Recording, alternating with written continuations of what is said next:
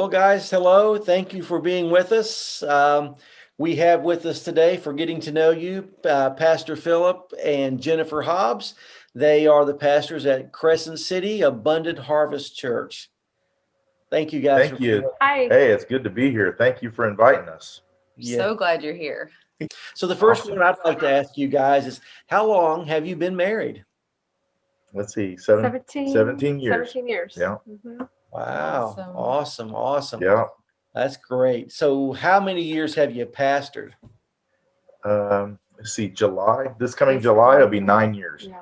Mhm. Yeah. We came in 2012, July of 2012. Time is Okay. flying. I know, right? Christmas is right around the corner. Oh, can you share a little bit about your family? Tell us a little Oh, bit yeah. about your family. We have 6 kids all together. We have 4 That flew the coop. Yeah, they've flown the coop. 4 of them are 3 of them are in ministry. yeah. Our oldest is and his wife are in music ministry and kids ministry in Nebraska. Mhm. And then second is in Indiana. He's a police officer, Mhm. and they have 7 kids. So we have 11 grandkids. Yeah, and then Lindsay and her husband are youth pastors in Tennessee, Mhm. and Cody is kids Here pastor at our with us, church at and Abundant Harvest in Crescent City, Yeah. and a teacher in our Christian school. Yeah. And then we have Ezekiel and Olivia, Yep. which is 4 and 6-year-olds. Yep. So they're awesome. You've got a beautiful family. Thank you. That is that's really cool. They are our legacy for sure. Yes.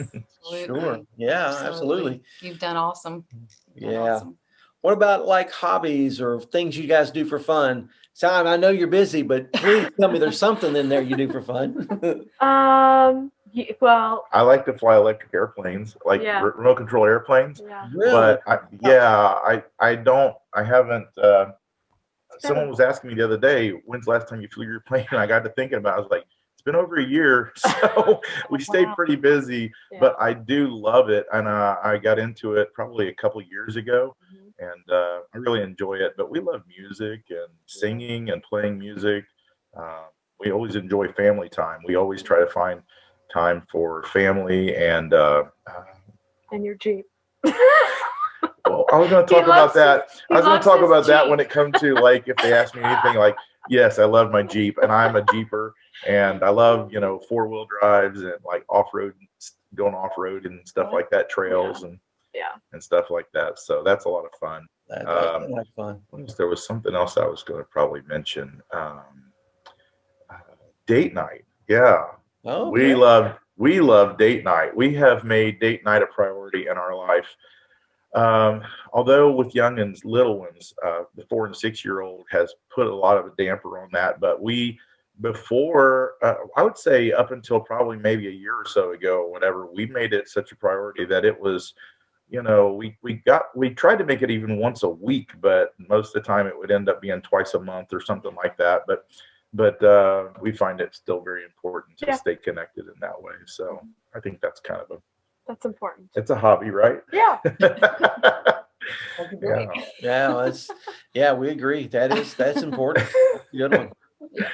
That is. So maybe on your date night you go out to eat. So maybe you can tell us some of your favorite foods. Mostly steakhouses, right? Steakhouses. We like steakhouses. And seafood. We like seafood. I like sushi.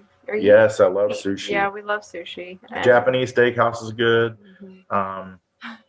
But Anything, there's really. not a whole lot we don't like.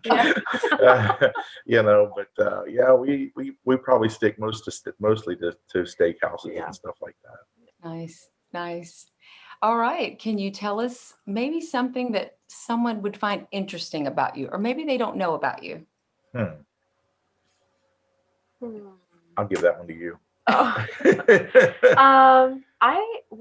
I am back in school in my old age. I'm back again. So I'm finishing a degree that I had started and then put on hold for several years as we were getting started here and kind of getting established and things like that. And So I'm actually going back to school. And I'm seeking my master's degree at Lee University in biblical studies is right now. Well, I kind of stopped this semester because she wanted to, I think maybe I might have gave her the bug a little bit because I got that started and she had left her degree. She hadn't finished it. So it kind of got the bug to get back into it. And so she's like full bore right now. She's going for it. And I'm so proud of her. It's really awesome. So, but we think education it's a big deal. Education is, and we're not really trying to get degrees so that we have something else to hang on the wall. It's more about having the foundational principles that we need to be able to do the awesome job that God's called us to do. Because man, knowledge is power, and and when I say that, I mean, you're faced with so many things in this, industry, if you will. I mean, God's called us to be pastors, so we come upon all kinds of things, and when we do, it's important that we have the knowledge of God and have the knowledge of his word to be able to handle those things that he's put before us. So we take it very serious. That's great. That's Yeah. great. Awesome. Well, yeah, congratulations to you both. That's thank you. Yeah, that's commendable and tough. A lot of work. Yeah. Yes, it is. Yeah, it is. It's worth it. Yeah, I believe you're right. So I've got one more question for you, and I was just kind of wondering, where do you feel that God is calling the church today?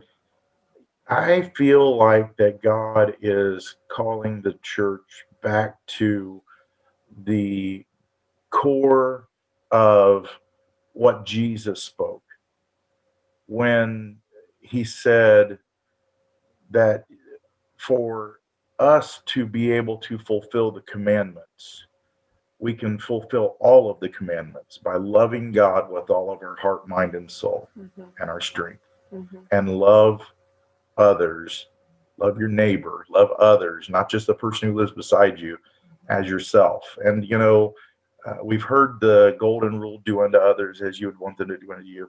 I think it's sometimes the world has made a cliche of some of the sayings, but a lot of the sayings that even the world finds interesting are found in the Bible.